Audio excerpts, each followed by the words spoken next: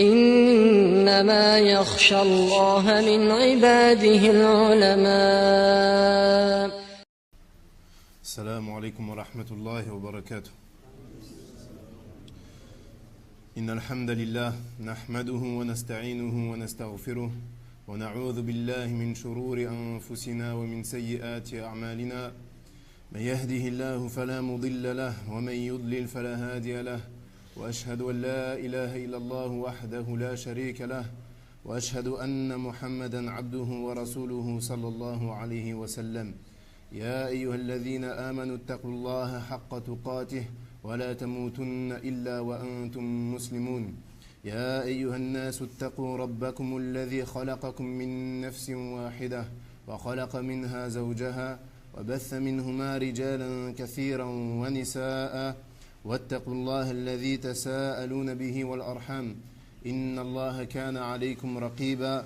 يا أيها الذين آمنوا اتقوا الله وقولوا قولا سديدا يصلح لكم أعمالكم ويغفر لكم ذنوبكم ومن يطع الله ورسوله فقد فاز فوزا عظيما. أما بعد اللهم علمنا ما ينفعنا وانفعنا بما علمتنا وزدنا علما يا رب العالمين. Dans de nombreux textes de la législation, on nous a ordonné de préserver notre langue. Plutôt, de nombreuses menaces ont été évoquées pour celui qui ne la préserve pas. فقد قال النبي صلى الله عليه وسلم وهل يكب الناس في النار على وجوههم أو على مناخرهم إلا حصائد ألسنتهم. Le prophète sallallahu alayhi wa sallam a dit: est-ce que les gens ne seront pas jetés en enfer face contre terre ou bien sur leur nez à cause de ce que prononce leur langue. وكذلك قال النبي صلى الله عليه وسلم من كان يؤمن بالله واليوم الآخر فليقل خيرا أو ليصمت. Le prophète sallallahu alayhi wa sallam a également dit que celui qui croit en Allah et au jour du jugement dernier, qu'il dise du bien ou qu'il se taise. وقال الله سبحانه وتعالى ما يلفظ من قول إلا لديه رقيب عتيد. Il dit, Allah subhanahu wa ta'ala, et il ne prononce pas une parole sans avoir auprès de lui un observateur prêt à écrire. وقال كذلك سبحانه وتعالى وإن عليكم لحافظين كراما كاتبين يعلمون ما تفعلون. Également Allah Azza wa Jal dit alors que veillent sur vous des gardiens, de nobles scribes qui savent ce que vous faites. Et des textes provenant du Coran ainsi que de la Sunna qui vont dans ce sens sont nombreux. Et en effet, la langue est une arme dangereuse et redoutable. Elle peut être la cause de la perte de l'homme, dans le cas où il ne sait pas la maîtriser.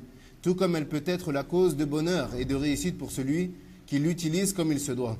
عن أبي سعيد الخدري رضي الله عنه عن النبي صلى الله عليه وسلم قال إذا أصبح ابن آدم فإن الأعضاء كلها تكفر اللسان تقول اتق الله فينا فإنما نحن بك فإن استقمت استقمنا وإن اعوججت اعوججنا. Le prophète sallallahu alayhi wa sallam a dit lorsque le fils d'Adam se réveille, tous ses membres exhortent la langue et lui disent crains Allah à notre égard car nous dépendons de toi. Si tu es droite, alors nous serons droits et si tu es tordu, alors nous serons tordus. Il est donc obligatoire pour chaque musulman de prendre garde à ce morceau de chair qui est la langue et il doit faire attention à ne pas transgresser avec. Et parmi les plus grandes transgressions qu'il puisse y avoir, le fait de parler sur Allah subhanahu wa ta'ala sans science, le fait de parler dans ses noms et dans ses attributs sans science, le fait de parler dans sa législation sans science. Et certes, ceci est un sujet très dangereux. Le fait de parler sur Allah ou bien sur la religion d'Allah subhanahu wa ta'ala sans science fait partie des plus grands crimes que peut commettre la langue. Et il est certes venu dans le livre d'Allah subhanahu wa ta'ala de nombreux versets où Allah Azza wa Jal nous met en garde sur cette chose-là, sur le fait de parler sur lui sans science. Et comme on l'a dit, c'est un crime. C'est un crime envers sa propre personne et également envers les autres. قال سبحانه وتعالى قل إنما حرم ربي الفواحش ما ظهر منها وما بطن والإثم والبغي بغير الحق وأن تشركوا بالله ما لم ينزل به سلطانا وأن تقولوا على الله ما لا تعلمون. Il dit Allah Azza wa Jal dans le Coran, dit mon Seigneur n'a interdit que les turpitudes, les grands péchés, tant apparentes que cachées, de même que le péché, l'agression sans droit, et d'associer à Allah ce dont il n'a fait descendre aucune preuve, et de dire sur Allah ce que vous ne savez pas. Donc Allah Azza wa Jalla a évoqué dans ce verset plusieurs interdits sur lesquels se sont réunis l'ensemble des prophètes et des messagers dans leurs livres. Et ces interdits-là ont été mentionnés du moins grave au plus grave. Et comme on le voit, ce verset-là, il termine par « Wa an taqulu ala Allahi ma la ta'lamun » et que vous disiez à propos d'Allah ce que vous ne savez pas. Et avant cela, le polythéisme est cité, le shirk est cité juste avant le fait de parler sur Allah Azza wa Jal sans science. Et on tire de cela que le fait de parler sur Allah Azza wa Jal sans science, de manière globale et générale, est plus grave que le shirk. Et plutôt le fait de parler sur Allah Azza wa Jal sans science est une base dans le shirk. Le fait de parler sur Allah Azza wa Jal sans science est une base du shirk.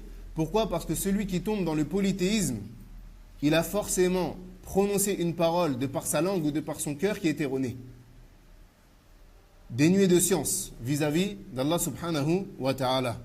Et ceux qui appellent à la mécréance ou bien au shirk, ils parlent sur Allah Azza wa Jal, ils parlent sur la religion d'Allah subhanahu wa ta'ala sans science, de manière inévitable. Celui qui tombe dans le polythéisme, eh bien cette parole-là, que ce soit une parole de la langue ou bien une parole du cœur, elle ne peut avoir lieu qu'après qu'il ait eu une pensée ou une parole sur Allah Azza wa Jal qui était erronée.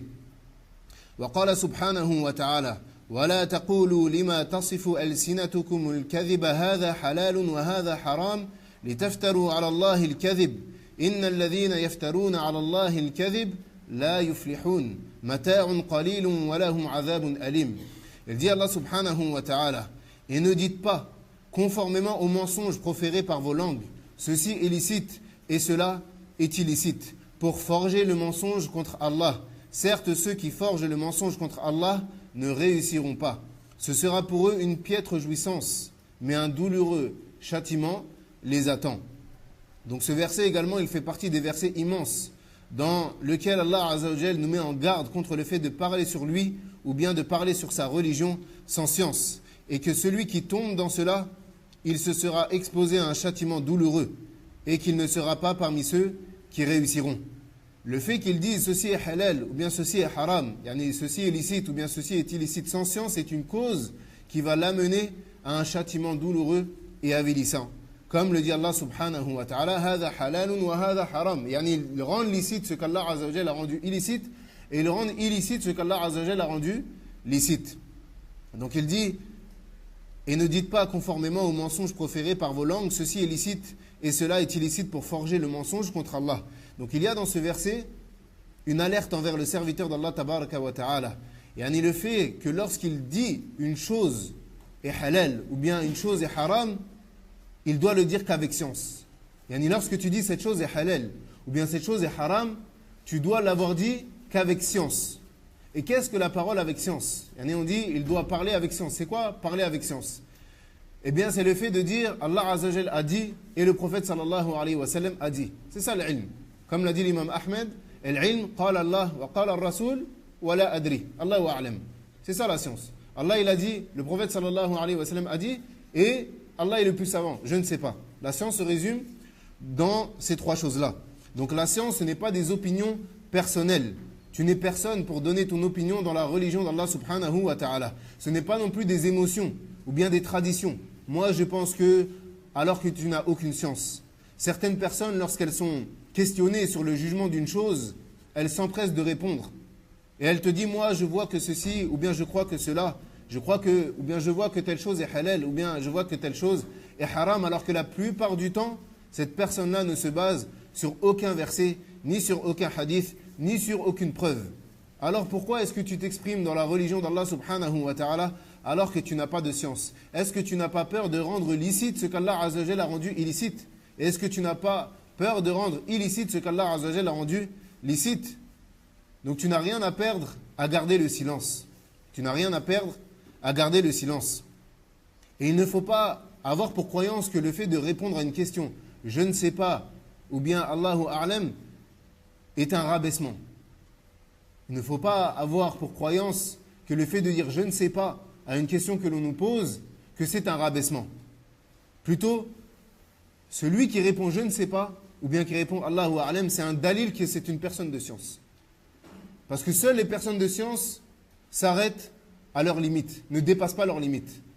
Quant aux autres, ceux qui pataugent et qui donnent des fatawas sans science, alors c'est une preuve de leur ignorance en réalité.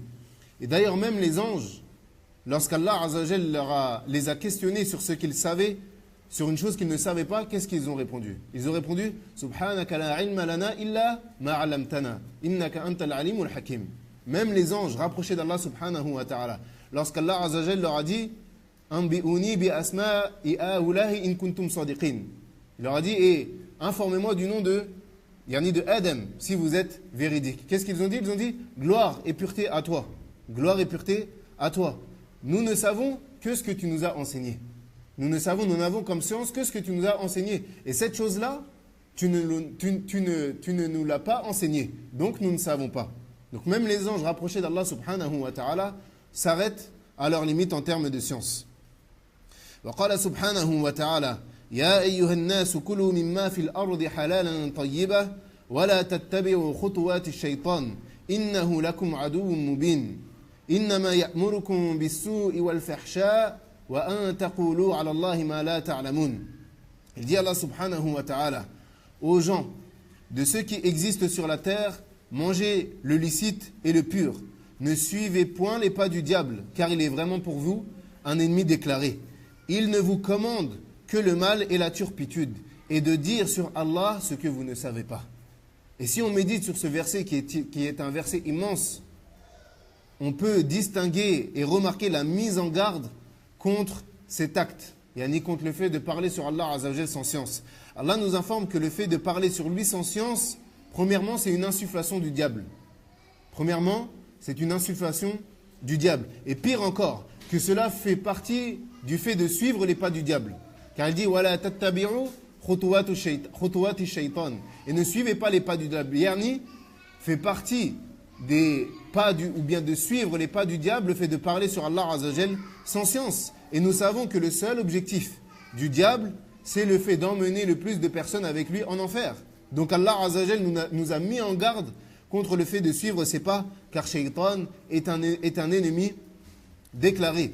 Comme il le dit subhanahu wa ta'ala, inna shaytana lakum aduwwa fattakhidhuhu ou inna shaytana lakum aduwwun fattakhidhuhu aduwwa innama yad'u hizbahu liyakunu min ashabis sa'ir. Il dit le diable est pour vous un ennemi. Prenez-le donc pour ennemi.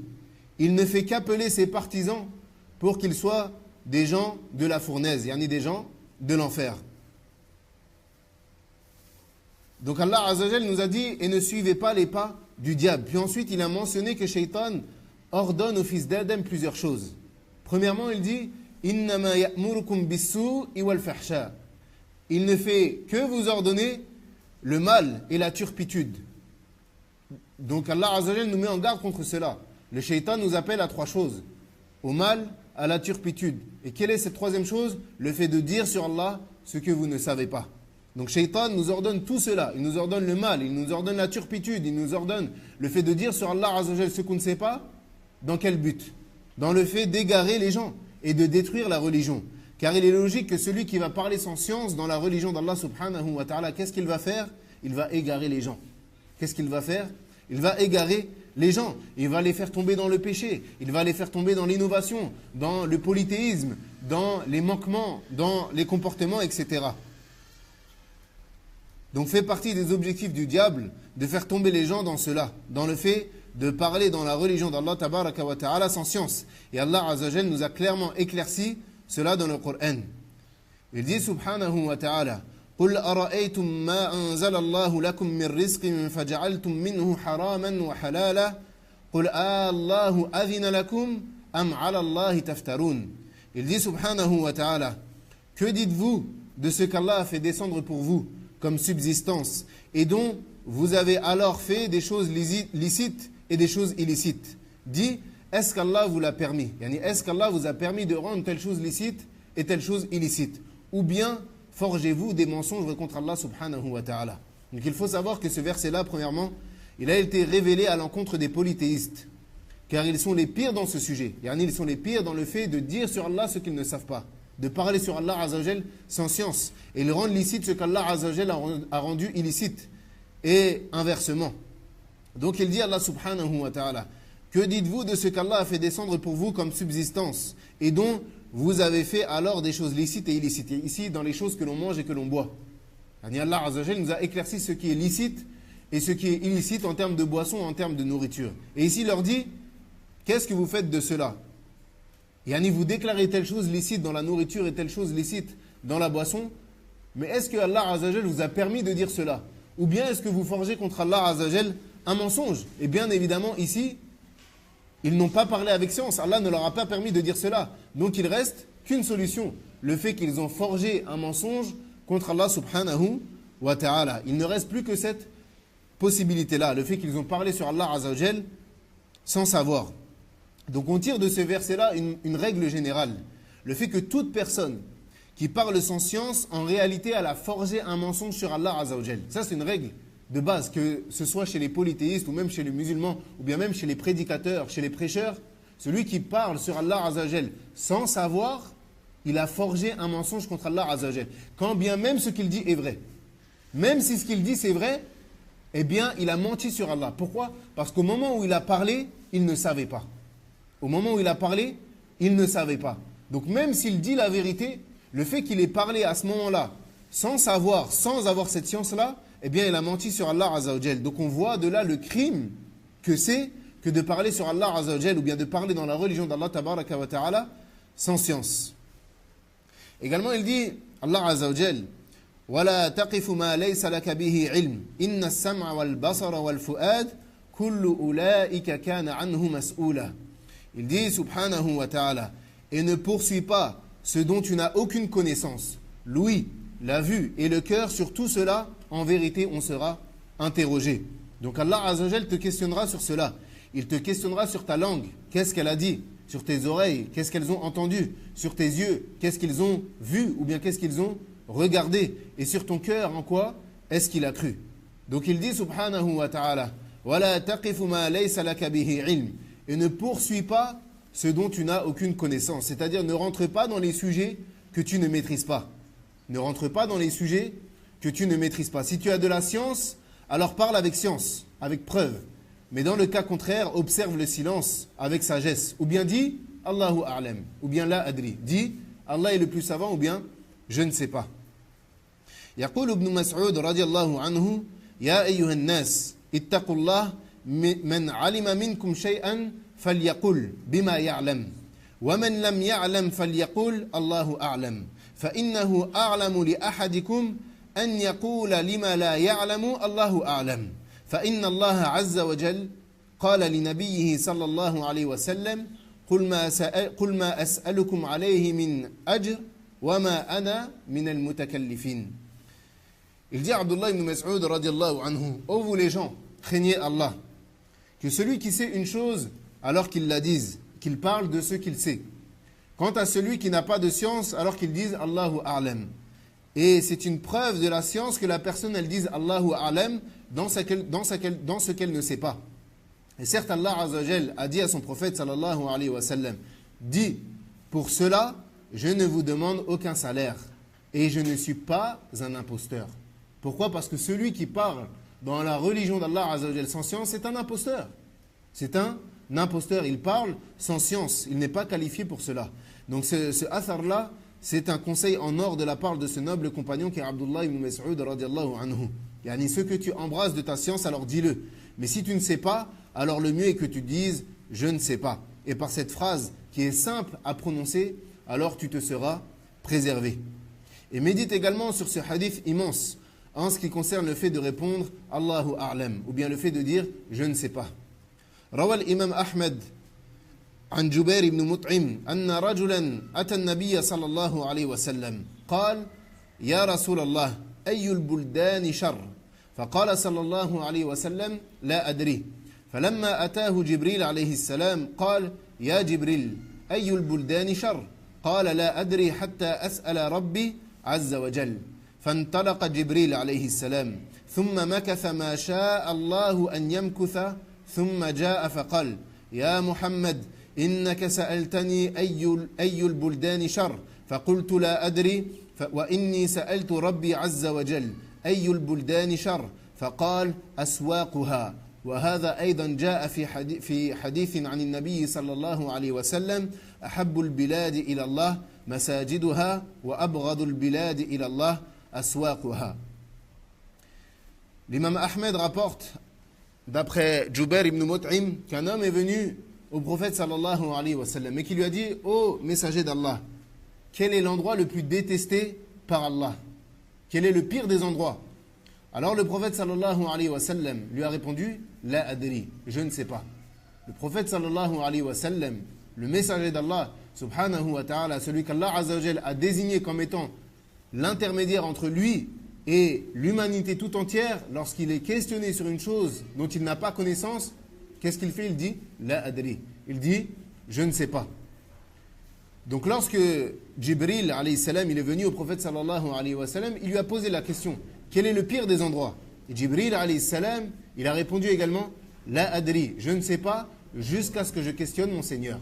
Regardez, on a le meilleur des hommes et le meilleur des anges. Lorsqu'ils sont questionnés sur une chose dont ils ne savent pas, qu'est-ce qu'ils disent? Ils disent: je ne sais pas. Donc il est resté un moment comme cela, yani Jibril. Puis ensuite il est revenu au messager d'Allah sallallahu alayhi wa sallam. Et il lui a dit: ô Mohammed, tu m'as certes questionné à propos des pires endroits. Je t'ai répondu que je ne savais pas. Et j'ai certes questionné mon Seigneur Azza wa Jal. Quel est le pire des endroits? Il a répondu: les marchés. Il a répondu: les marchés. Également, ceci est venu dans un hadith du prophète sallallahu alayhi wa sallam qu'il a dit: l'endroit le plus aimé d'Allah Azza wa Jal, ce sont les mosquées. Et l'endroit le plus détesté d'Allah Azza wa Jal, ce sont les marchés. Donc regardons cette question très simple. Question très simple. Quel est le pire des endroits? Et pourtant le prophète sallallahu alayhi wa sallam a répondu: je ne sais pas. Et il n'a pas dépassé ce qu'il n'avait pas comme science. Et aujourd'hui, si tu poses la question dans une assise, yani si tu es dans une assise avec 30 personnes et que tu poses cette question-là, quel est le pire des endroits? Eh bien, tu vas avoir autant de réponses qu'il y a de personnes. Chacun va dire: moi je pense que le pire des endroits c'est ceci, moi je pense que c'est cela, etc. Et tout ceci sans science. Ceci sans science. Donc les gens, ils sont tombés dans une facilité quant au fait de répondre sur tous les sujets, alors qu'en réalité, ils n'ont jamais étudié. En réalité, ils n'ont jamais étudié. Et si tu prétends suivre la sunna, si tu prétends suivre la voie des pieux prédécesseurs, yani des compagnons des tabi'in et des atba' at-tabi'in, eh bien suis-les dans tous les domaines. Suis-les dans tous les domaines. Et regardons ensemble quelques récits provenant des pieux prédécesseurs. قال الزهري عن خالد بن أسلم خرجنا مع ابن عمر نمشي فلحقنا أعربيا فقال: أنت عبد الله ابن عمر؟ قال: نعم. قال: سألت عنك فدللت عليك فأخبرني أترث العمة؟ قال: لا أدري. قال: أنت لا تدري؟ قال: نعم. اذهب إلى العلماء بالمدينة فاسألهم. فلما أدبر قبل يديه قال: نعم قول عبد الرحمن سئل عما لا يدري فقال: لا أدري. Al-Zuhri, rahimahullah ta'ala, qui fait partie des tabi'in, il a rapporté de Khalid ibn Aslam. Nous sommes sortis avec Abdullah ibn Umar, yani le fils de Umar ibn al-Khattab radiallahu anhuma. Et on a rencontré un bédouin, yani ceux qui habitaient dans les déserts. Et ce bédouin, il a dit: est-ce que tu es Abdullah ibn Umar? Il a répondu oui. Il dit: j'ai certes questionné à propos de toi et on m'a indiqué ta direction. Yani on m'a indiqué l'endroit où tu te trouvais afin que je te trouve, afin que je te pose cette question-là. Est-ce que la tante paternelle hérite? Est-ce que la tante paternelle a une part dans l'héritage? Abdullah ibn Umar radiallahu anhuma, il a répondu: la adri, je ne sais pas. Cet homme, il lui a dit: toi tu ne sais pas, yani toi, Abdullah ibn Umar, le fils de Umar ibn al-Khattab, le compagnon très connu qui a rapporté de nombreux hadiths du prophète sallallahu alayhi wa sallam, tu ne sais pas? Il a répondu: naam, je ne sais pas. Va auprès des savants qui se trouvent à Médine et questionne-les.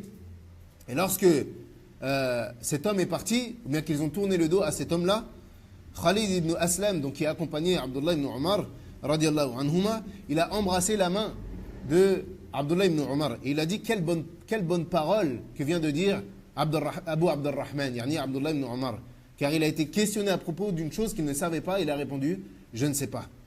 وقال أبو حسين الأسدي Inna ahadakum la yaftiya fil mas'alati walau waradat ala Umar la jama'a laha ahla badrin. Abu Hussein al-Asadi, rahimahullah ta'ala, a dit, certes l'un d'entre vous délivre un avis juridique dans une question, alors que si cette même question avait été posée à Omar ibn al-Khattab, radiallahu anhu, il aurait réuni les gens de la bataille de Badr. Yani afin de les consulter dans cette question-là. Yani pour dire la facilité dans laquelle nous sommes tombés. وقال ابن سيرين لأن يموت الرجل جاهلا خير له من أن يقول ما لا يعلم. Mohammed ibn Sirin, rahimahullah ta'ala, qui fait partie des tabi'in, des grands tabi'in, il a dit que l'homme meurt ignorant est meilleur qu'il dise à propos d'une chose dont il n'a pas de science. Yani qu'il réponde ou bien qu'il part dans un sujet qu'il n'embrasse pas de sa connaissance. وقال البراء لقد رأيت 8 من أصحاب بدر ما فيهم من أحد إلا وهو يحب أن يكفيه صاحبه الفتية أو أن يكفي صاحبه الفتية. Il dit Al-Bara ibn Azib, qui est un compagnon, radiallahu anhu. J'ai rencontré 800, ou bien j'ai rencontré 80 parmi les gens de Badr, 80 compagnons qui ont participé à la bataille de Badr.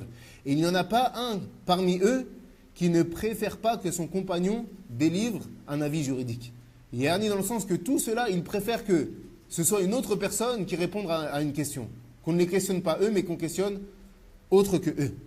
وعن عبد الرحمن ابن أبي ليلى قال أدركت 20 و100 من الأنصار من أصحاب رسول الله صلى الله عليه وسلم يسأل أحدهم عن المسألة فيردها هذا إلى هذا وهذا إلى هذا حتى ترجع إلى الأول. Il dit Abd al-Rahman ibn Abi Layla, j'ai rencontré 120 parmi les compagnons du prophète sallallahu alayhi wa sallam.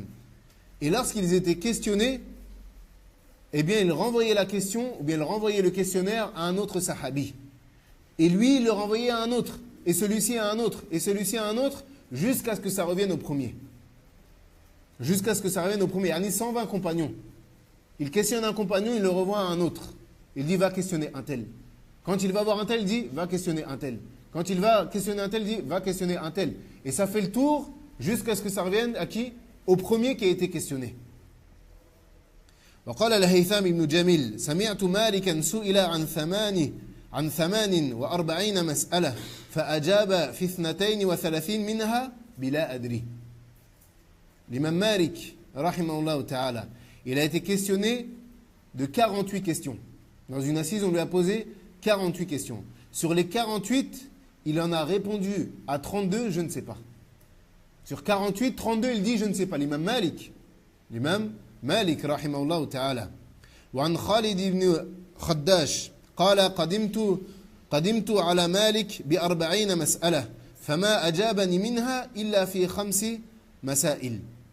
Il dit Khalid ibn Khaddash, je suis venu auprès de Malik, yani l'imam Malik, le Ma'rouf, avec 40 questions. Et il m'a répondu seulement sur ces 40 questions à 5 questions. Sur les 40 questions, il a répondu à combien? À 5 questions. وقال مالك ابن أنس رحمه الله تعالى ما أفتيت حتى شهد لي 70 أني أهل لذلك. Il dit l'imam Malik rahimahullah ta'ala, et encore une fois on parle de l'imam Malik.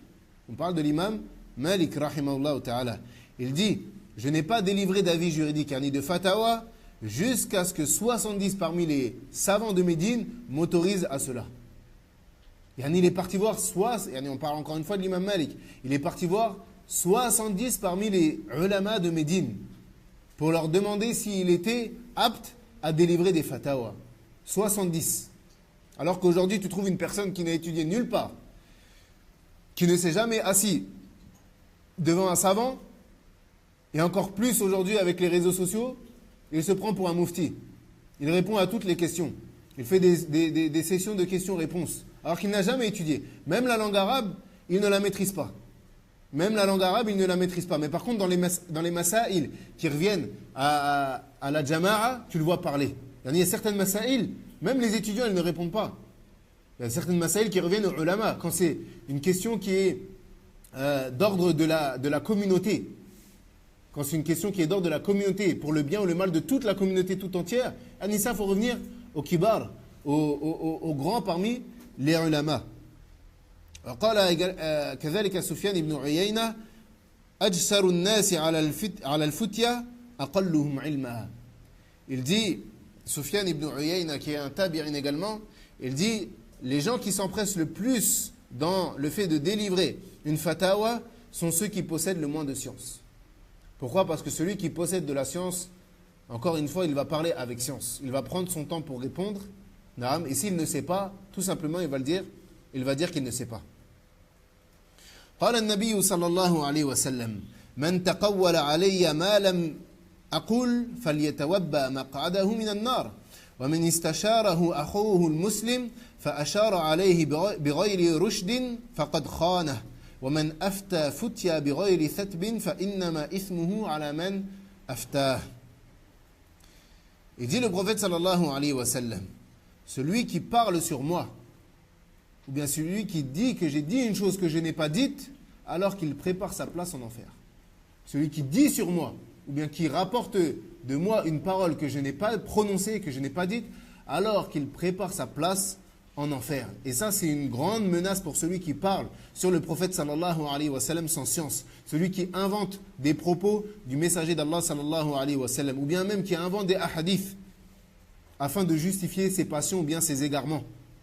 Et ô combien cela est répandu. Tu lui parles d'une mas'ala, il dit oui, mais le prophète sallallahu alayhi wa sallam, il a dit. Taïb, où est-ce qu'il a dit ça? Je ne sais pas. Qui a rapporté cela? Je ne sais pas.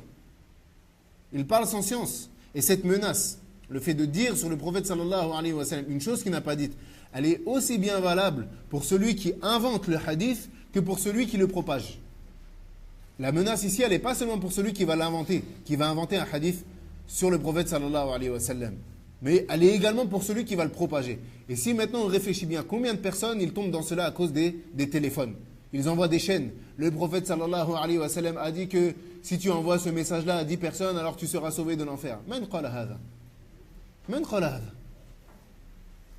Les gens, subhanallah, ils ne craignent pas Allah Azza wa Jal. Et ils pensent que ce n'est pas grave. Mais c'est très très grave de parler, de dire sur le prophète. Tu es en train de mentir sur le prophète sallallahu alayhi wa sallam. Tu es en train de mentir sur la religion d'Allah subhanahu wa ta'ala parce que tu as rendu un acte comme étant une adoration alors qu'il n'y a pas de preuve que cet acte-là est une adoration. Quel texte est venu avec le fait de dire si tu partages cette chose-là à 10 personnes, tu seras récompensé? C'est une ibada ici. Ce qu'ils sont en train de dire, c'est que cet acte-là, c'est une ibada. Taïb, nous, on sait que l'ibada tawqifiyya, que l'adoration, elle est arrêtée au texte. Soit il y a un verset du Coran, soit il y a un hadith du prophète sallallahu alayhi wa sallam. Et ça, c'est la voie des pieux prédécesseurs. On ne fait aucun acte d'adoration, si ce n'est avec un dalil. S'il y a un hadith du prophète sallallahu alayhi wa sallam, ou bien un verset d'Allah Azza wa Jal qui dit que tel acte, ça fait partie de la ibada, non, on le fait. Et dans le cas contraire, ça tombe dans quoi? Dans l'innovation. Dans le cas contraire, tu tombes dans l'innovation. Et aussi, il faut prendre garde même aux imams, ou bien aux khutaba, aux prêcheurs, car eux aussi également, ils propagent des poisons. Les prêcheurs de l'innovation ou bien les prêcheurs de l'égarement, eux également, ils propagent leur poison à travers les réseaux sociaux et toutes ces choses-là. Il faut faire attention. Le musulman, il prend sa religion avec science. Il prend sa religion avec science. Et il suit le dalil. Peu importe qui a dit que cette chose-là était haram. Si le prophète sallallahu alayhi wa sallam a dit que c'était halal, on délaisse sa parole. Comme l'ont dit les 4 imams. Comme le disait l'imam al-Shafi'i, rahimahullah ta'ala, إذا صح الحديث فهو مذهبي. Si, ou bien Abu Hanifa, إذا صح الحديث فهو مذهبي. Si le hadith, il remonte au prophète sallallahu alayhi wa sallam, alors c'est mon madhab. Donc il dit également le prophète sallallahu alayhi wa sallam dans ce hadith, celui dont le frère musulman lui demande une orientation et lui indique une direction, alors il n'en a pas connaissance. Alors il l'aura certes trahi. Et malheureusement, cela se produit énormément. Beaucoup de personnes demandent des conseils ou bien demandent l'avis d'une telle personne dans la religion. Alors qu'en réalité, la personne à qui ils demandent des avis, elles n'ont pas de science, elles ne sont pas en capacité de les orienter. Et du coup, le conseil qu'ils reçoivent, il n'est pas en concordance avec la religion d'Allah subhanahu wa ta'ala. Donc le conseiller, il s'égare lui-même et il égare les autres. Il s'égare lui-même pour avoir parlé dans la religion d'Allah subhanahu wa ta'ala sans science, et il égare également les autres, car il va les orienter vers quelque chose de haram. Il va les orienter, parfois il se peut qu'il les oriente vers quelque chose de haram, et que cette personne, il se peut qu'elle fasse cet acte-là jusqu'à la fin de sa vie. Et le fait que tu aies dit à telle personne, ça c'est halal, ou bien ça fait partie de l'adoration d'Allah subhanahu wa ta'ala. Alors qu'en réalité c'est pas le cas, il se peut que cette personne-là, toute sa vie, elle va mettre en pratique cette chose-là. Et toi, tu vas prendre une part du péché toutes les fois où il va le faire, jusqu'à la fin de sa vie. Il se peut qu'il va mettre en application ce que tu lui as dit pendant 80 années, et toi pendant 80 années, tu vas prendre une part du péché. Et la troisième recommandation, ou bien la troisième parole du prophète sallallahu alayhi wa sallam ici, il dit, celui qui délivre une fatawa sans base solide, yani sans science, alors le péché revient à celui qui a délivré cette fatawa. Donc c'est une affaire très dangereuse, le fait que la personne réponde sans science, sans base solide, et qu'elle parle dans des sujets qu'elle ne maîtrise pas. Et sache une chose, que c'est pas parce que tu as lu un hadith dans un sujet que tu as de la science dans ce sujet-là. Il faut faire attention à ça, surtout aujourd'hui avec Internet. Il y a un sujet qui arrive, je vais sur Internet, je tape telle chose, hop, tel savant a dit ça, ok, je dis directement que c'est halal. Là, la science, c'est pas ça. La science, c'est pas ça. Pourquoi ? Parce qu'il se peut que ce savant se soit trompé. Et il se peut qu'il y ait un autre hadith encore plus fort. Il se peut que le hadith sur lequel il se base, c'est un hadith qui est daïf. Donc il faut faire attention à cette chose-là. C'est pas parce que tu as lu un hadith ou bien tu as lu une fatawa d'un savant sur un sujet que khalas, c'est bon, tu as de la science dans ce sujet-là. Mais plutôt avoir la science dans un sujet, c'est le fait d'avoir pris en considération l'ensemble des textes. D'avoir pris en considération l'ensemble des textes. Pourquoi ? Parce qu'il se peut que cette chose-là, elle est, mathalan, mutlaq, lakin fihi nas muqayyad. Il y a cette chose-là, elle est générale, et il y a un autre texte qui vient la rendre particulière, sur des personnes particulières ou quoi, ou qu'est-ce. Donc il faut faire attention à cette chose-là.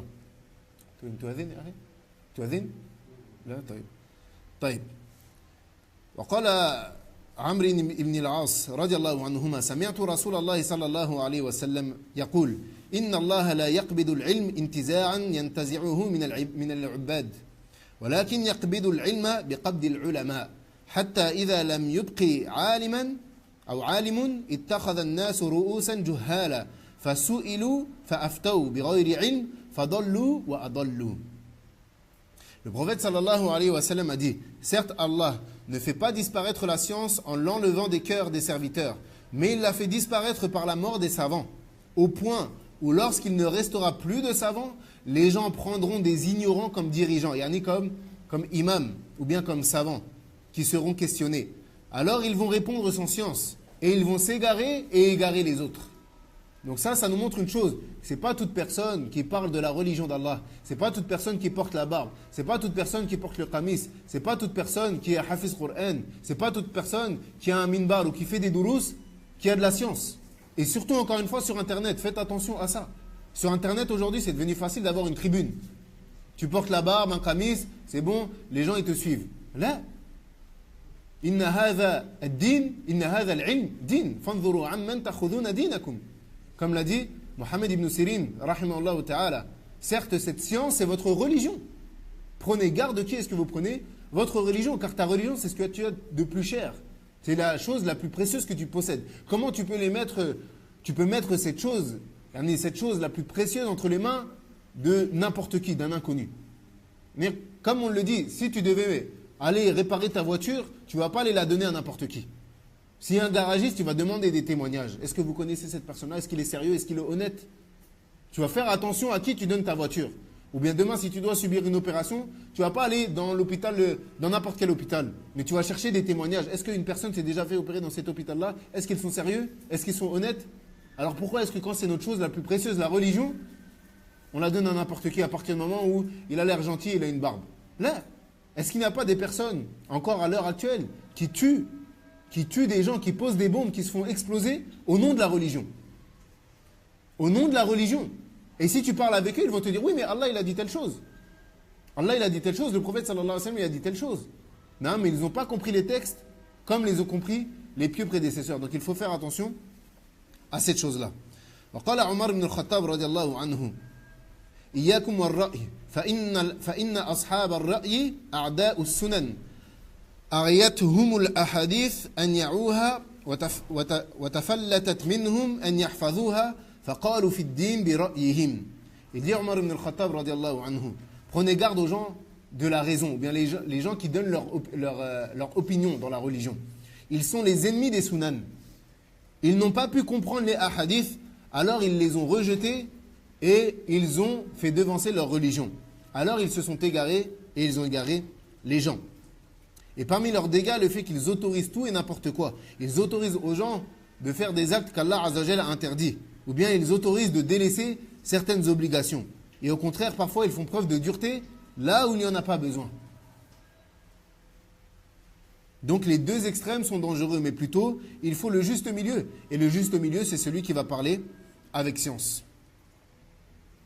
وقال ابن القيم رحمه الله تعالى والمقصود أن الله سبحانه حرم القول عليه في أسمائه وصفاته وأفعاله وأحكامه والمفتي يخبر عن الله وعن دينه فإن لم يكن خبره مطابقا لما شرعه كان قائلا عليه بلا علم ولكن إذا اجتهد يعني العالم واسترفع وسعه في معرفة الحق وأخطأ لم يلحقه الوعيد وعفي له عما أخطأ به وأثيب على اجتهاده.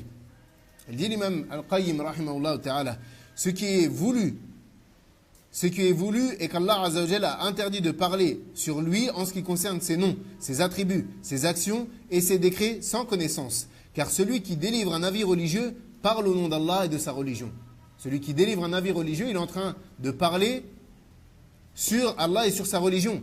Il dit, et si son avis n'est pas conforme à ce qui est légiféré, alors il parle sans connaissance.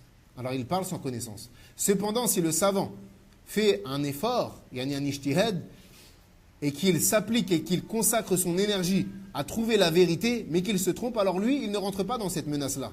Pourquoi? Car il est pardonné pour ses erreurs et récompensé pour son effort. Et on parle ici du mujtahid.